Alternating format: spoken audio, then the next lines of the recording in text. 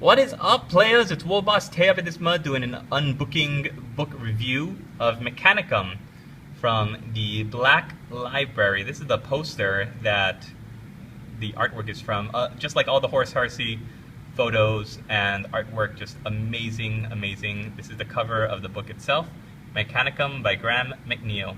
So let's talk about it while I flip through some pictures and we'll see what's what. So Mechanicum, if you don't know, is all about the Lords of Mars, or the Mechanicum, the Adeptus Mechanicus.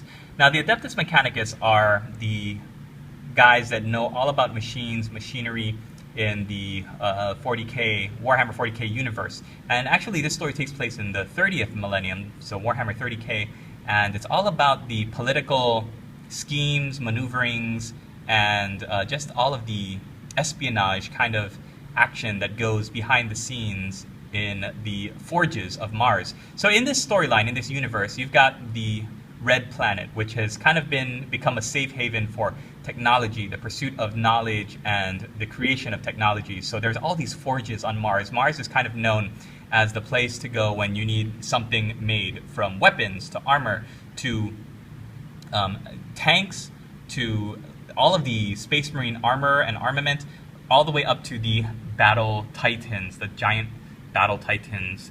And so the Mechanicus makes it, and they ship it out to all of the armies participating in the Great Crusade, going across the stars and trying to reclaim the universe in the name of humanity. So in the midst of all of the workings of all these great forges, you've got this plot that's slowly unfolding to engulf the universe in war, and it's the Horus Heresy, which is the greatest event that happened in the Warhammer 40,000 universe. And it's when Horus, the Primarch, takes half the legions of the Space Marines and turns them from the light of the Emperor and turns them evil. Not saying that they were ever really good, but all of these traitor legions started off fighting for the Emperor and his armies, and then Horus just kind of seduces them and makes them turn against the Emperor. So what we have here is a bunch of, I guess, I don't know if you pronounce them magos or magos, since it kind of reminds me of the word mage, M-A-G-E. But I think it's magos or magos. Anyways, any proper 40K dialect people, linguists, are more than welcome to chime in. So you've got a political schism that's happening, and the big argument is, does Mars, which has been kind of like an independent state up until the Emperor came and kind of joined them to his empire, Imperium, do they stay loyal to the Emperor on Terra, or do they join with War Master Horus, who is kind of taking the fight to the Emperor and is going to attack the Imperium of Man and try to break it down from the inside? Now, War Master Horus needs the support of the Adeptus Mechanicus. He doesn't need the whole Adeptus Mechanicus, but he needs at least the big head honcho. The head honcho, the big chief, the fabricator general of Mars. His name is Kelbor Hall, Kelbor-Hall, and he has thrown his lot in with the War Master because War Master Horus has said, hey, if you guys support me, at first kind of behind the scenes, making me some weapons and armor and all these ships, like the Furious Abyss from Battle for the Abyss, if you guys support me and give me all this stuff, then I promise when my boys come to Earth and get the Emperor off the throne, and when I become the Emperor, I promise you will have your independence again. You will get cut off from the Imperium. You will no longer have to adhere to all of its rules and stuff, and you will get to do your own thing again. So Kelbor Hall says, sounds good to me. And he starts supporting the War Master, first by giving him equipment, and then by full-on, outright just saying, if you're on my side, then my boys in these Titan legions will not attack you, but if you are not, then we're going to have to pound you into the red sand of Mars. So the first half of the novel is a leading up to this climactic last stand of the schism, the giant fight. Ooh, giant finger.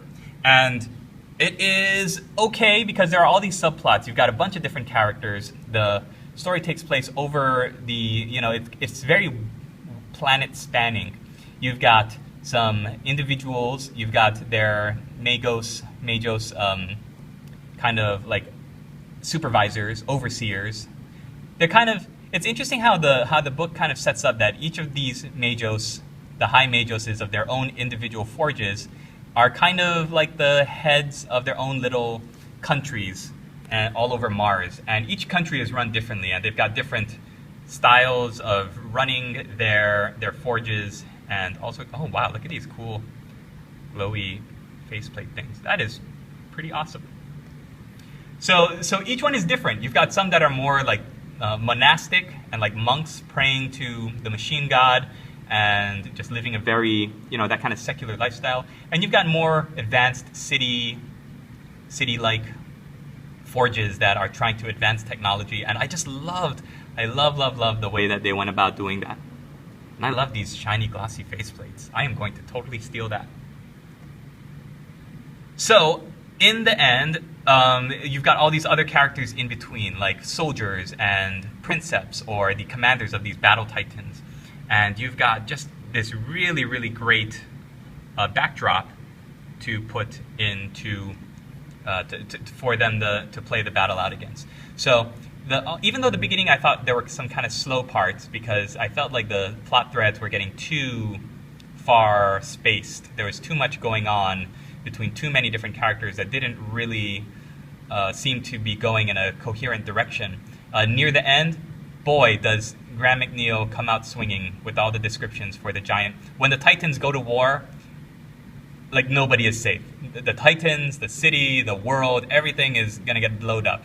And there's an awesome little cameo by some Space Marine characters, which I'm not going to go into for spoilers, but it's interesting to see the span of how this huge civil war starts off and how it germinates and how it becomes more and more.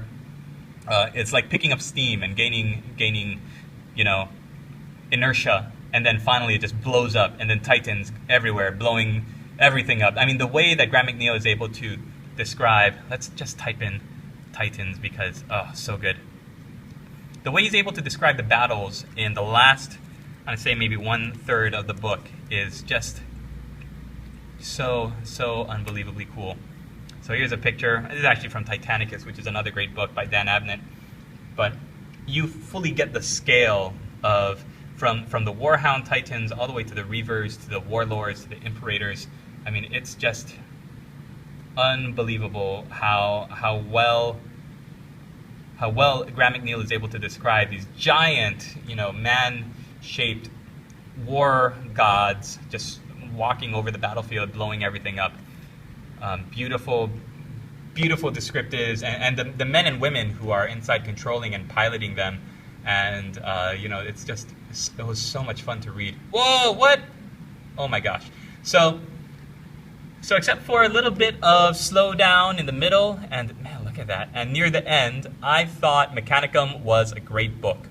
There are some recurring kind of themes and images, and Graham McNeill, I've noticed he's really into bringing things full circle. Like he'll introduce a concept or an idea or a saying or just a little motif in the beginning, and then he'll kind of show characters progress and get older and wiser, and things happen and their characters change, and then he will kind of bring them back around as a poignant little cap to bring stuff full circle. And I don't want to give away anything. Look at this guy. What the heck? Who brought this Titan? My table can't fit this Titan. I'm going to hide in this bathroom. Oh my gosh. Yeah, that's the face I would be making. That's like this quizzical, how is that even standing on this table? Wow. Wow! See, look at that. And you have to imagine like a little Space Marine being down here. That's... Okay, I'm going to end it there. Mechanicum, Graham McNeill, Black Library. If you're into the Mechanicum, if you're into the Adeptus Mechanicus, how they ran their world before the Horus Heresy, definitely pick it up. If you're not so much into them, it might be an interesting read because there's some great references, and there's some great intrigue and espionage action. And also, yeah, one of the characters is kind of like an oblique reference to that mythical dwarvish race called the Squats.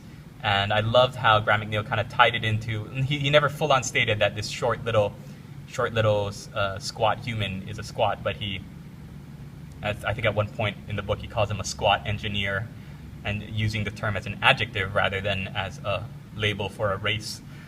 And I just thought, woohoo, squats! Anyways, oh my goodness, I'm gonna go lie down now. My head hurts looking at this picture of awesome.